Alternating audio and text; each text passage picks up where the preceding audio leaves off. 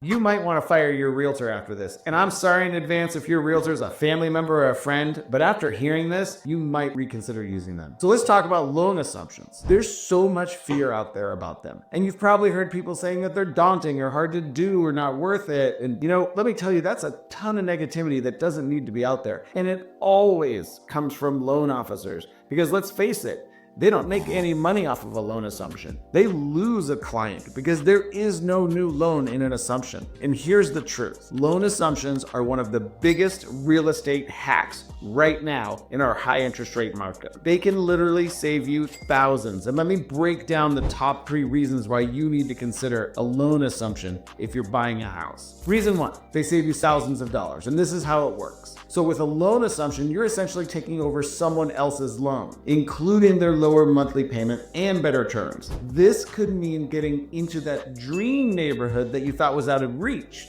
For example, you're probably qualified for a certain amount of money, like, say a $500,000 house. But you're qualified for a $500,000 house because of the payment that's associated with that with market rates. Now think about this. If you find an assumable loan with an interest rate, say in the 2s or 3s, you can get into that house at $750,000 for the same payment that you would have gotten with new financing on a $500,000 home. So reason number 2, the obvious one, you get a lower interest rate. This is where the numbers really shine. So let's say, for example, the current market rate is 7%. But you can assume a loan with a 2.5% interest rate. That's huge. So even in, say, a $400,000 price range, the typical payment on a 7% interest rate may be right around $2,800 a month. But with an assumption, say at 2.99%, your payment drops to about $1,800 a month. That's $1,000 of savings every single month. Okay, reason number 3, you take over the entire loan's